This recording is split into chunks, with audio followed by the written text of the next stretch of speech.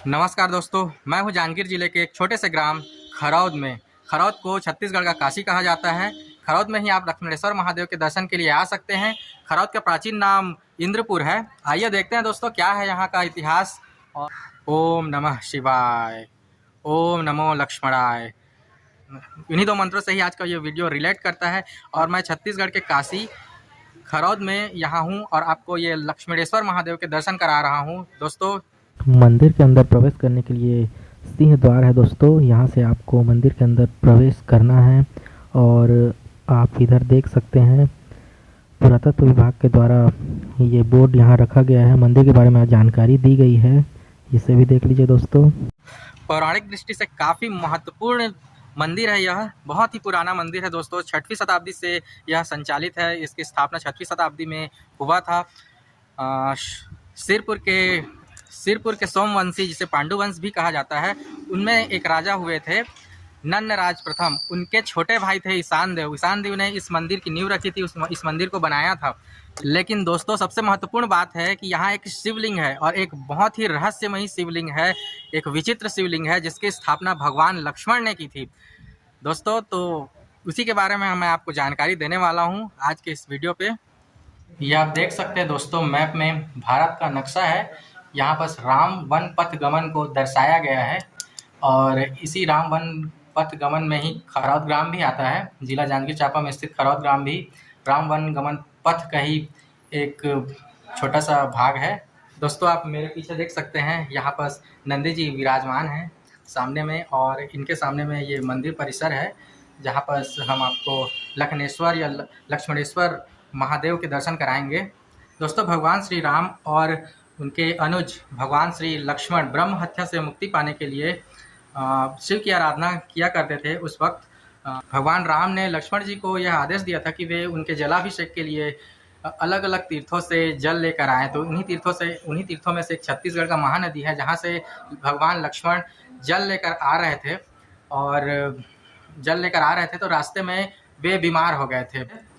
बीमार होने पर वे थोड़ा विश्राम करने लगे, वे सो गए थे। सोने के बाद उन्हें एक सपना आया था और सपने में उन्होंने भगवान शिव के दर्शन किए थे। भगवान शिव ने उन्हें आशीर्वाद स्वरूप यह कहा था कि आप यहाँ पर एक शिवलिंग की, एक विचित्र, एक रहस्यमय शिवलिंग की स्थापना कीजिए जो आपके नाम से जाना जाए, जिससे आप रोग मुक्त हो जाएंगे और जो भी आपकी समस्या है वो दूर हो जाएगी। लक्ष्मण जी ने इस विचित्र रहस्यमय शिव मंदिर का यहाँ निर्माण किया था जिसमें एक लाख छिद्र हैं दोस्तों। यह विचित्र शिवलिंग आपको इंडिया में या भारत में कहीं भी देखने को नहीं मिलेगा। इस शिवलिंग में 1 लाख छिद्र हैं और इसी कारण से इसे लखनेश्वर शिवलिंग के नाम से जाना जाता है। इसमें लक्ष्मण जी का भी नाम है, उन्हें लखन भी कहा जाता था। और ये 1 लाख छिद्र होने के कारण लखनेश्वर के नाम से भी जाना जाता है। लक्ष्य छिद्र होने के कारण लक्ष्मणेश्वर के नाम से जाना जाता है। मंदिर के सभा मंडप में प्रवेश करने से पहले हमें यहाँ पर नंदी जी की मूर्ति दिखाई देती है दोस्तों और उसके बगल में गणेश जी हैं। और यहाँ पर दिल्ली के शोधकर्ताओं ने यहाँ पर अपना पेपर चिपकाया हुआ है। यहाँ पर एक शिवलिंग है दोस्तों, पर ये नवीनतम शिवलिंग है दोस्तों। इसके आगे जो महत्वपूर्ण शिवलिंग है, जो विशेष शिवलिंग है, वो तो अंदर में है। सभा मंडप में प्रवेश करते हैं तो हमें ये 6वीं शताब्दी के मजबूत पिलर दिखाई देते हैं दोस्तों। यहाँ पर ये जो वाइट कलर में दीवारों को पेंट किया गया है दोस्तों, ये मंदिर की सुरक्षा के लिए है। वैसे तो आपको ये पुरानी स्तंभ और पुराने दीवार दिख जाएंगे जो पत्थरों से निर्मित है, ये देखिए दोस्तों। और इसी के बगल में एक प्राचीन शिलालेख है, 6वीं शताब्दी का शिलालेख है कि ये देवनागरी लिपि में लिखा गया है। ओम नमः शिवाय के मंत्र से यह प्रारंभ होता है और इसमें 2 सोमवंशी शासकों के नाम लिखे गए हैं, इंद्रबल, और मंदिर के निर्माता ईशान देव के नाम अंकित है। यहाँ पर आपको मकर वाहिनी, यमुना मैया दिखेंगी और नीचे द्वारपाल दिखेंगे। और अमरावती शैली में यहाँ पर रामायण के कुछ कालखंडों का चित्रण किया गया है। ऊपर में आपको नाग देवता दिखाई देंगे और इस तरफ बगल में हमें गंगा मैया दिखाई देती है। स्पष्ट है कि खरौद ग्राम के निकट स्थित महानदी को गंगा और यमुना नदी के तुल्य माना गया है, पवित्र माना गया है। महानदी के पवित्र जल से आप लक्ष्मणेश्वर महादेव में जलाभिषेक कर सकते हैं। श्रावण मास महाशिवरात्रि एवं तेरस को जब भक्तों की भीड़ होती है तो उस भीड़ को काबू करने के लिए मुख्य शिवलिंग के सामने में ही एक छोटा सा शिवलिंग बना दिया गया है, जहाँ पर भी पूजा अर्चना की जाती है। प्राचीन काल में इस क्षेत्र में खर और दूषण का शासन हुआ करता था, जिसके कारण इस क्षेत्र का नाम खरौत पड़ा और भगवान श्री राम ने उनका वध किया था। मैं मंदिर के अंतराल में प्रवेश कर रहा हूँ। दोस्तों, इस लक्ष्मणेश्वर महादेव शिवलिंग में 1 लाख चावल चढ़ता है, जिसे मैंने और मेरी मम्मी ने गिना हुआ है। इसे 1 महीने से हम लोग इसे गिन रहे थे और आज हम लोग लक्ष्मणेश्वर महादेव के दर्शन के लिए आए हैं। और इसे मैं भगवान शिव और भगवान लक्ष्मण के नाम से इस चावल को यहाँ पर मैं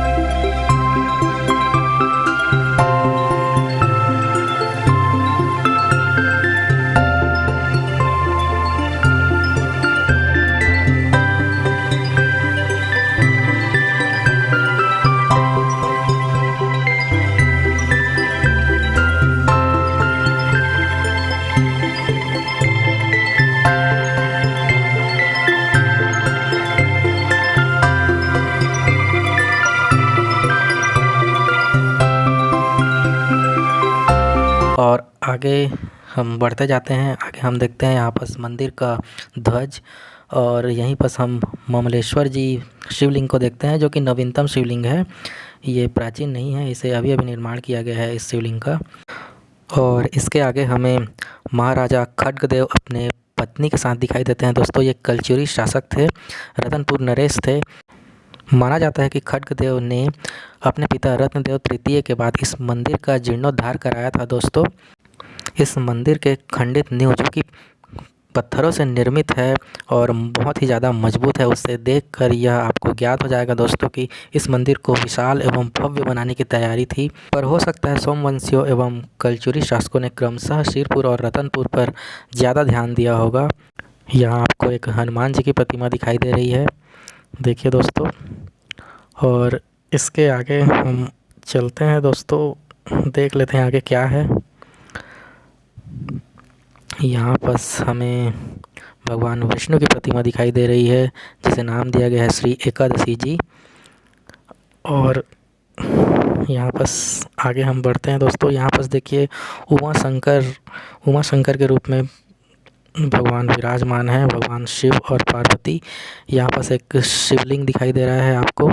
और आगे बढ़ते हैं दोस्तों, लेट हो रहा है, हम यहाँ पर देख लेते हैं दोस्तों। यहाँ पर दामोदर प्रसाद जी की प्रतिमा है और यहाँ पर कुछ जैन तीर्थकारों की भी प्रतिमा दिखाई दे रही है दोस्तों। ये योग मुद्रा में है और यहाँ पर राधे कृष्ण की भी प्रतिमा है।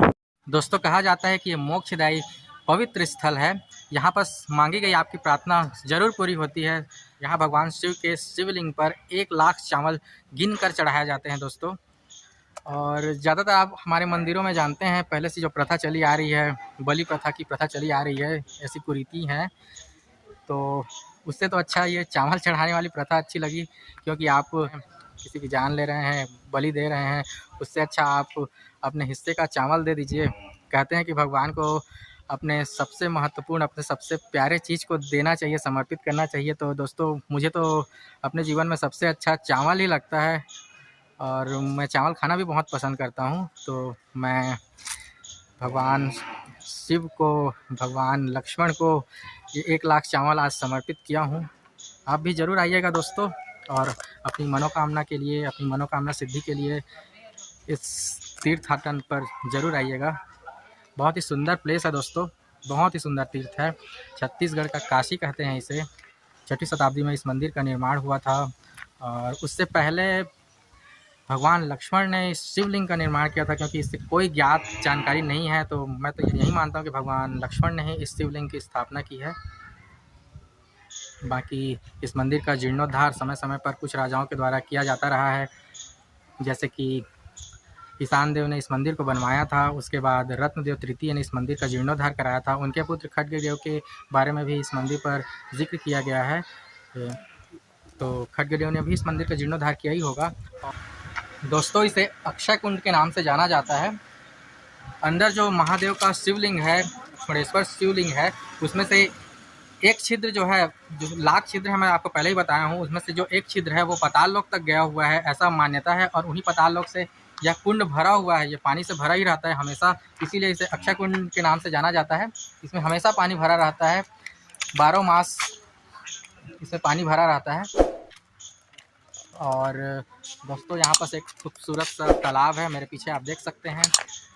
यहाँ पास ये वट वृक्ष है, बरगद का वृक्ष है, ये भी आप देख सकते हैं दोस्तों। और मेरे चैनल पर नए होंगे तो आप मेरे इस YouTube चैनल को सब्सक्राइब कर दीजिए और अपने दोस्तों को शेयर कीजिए। वीडियो अच्छा लगा हो तो उसे लाइक कीजिएगा, और मैं आप लोगों के लिए ऐसे ही नया नया वीडियो लाता रहूँगा। तब नेक्स्ट वीडियो के लिए थोड़ा सा इंतज़ार कीजिए दोस्तों। तब तक के लिए गुड बाय, अपना ख्याल रखिए, टेक केयर।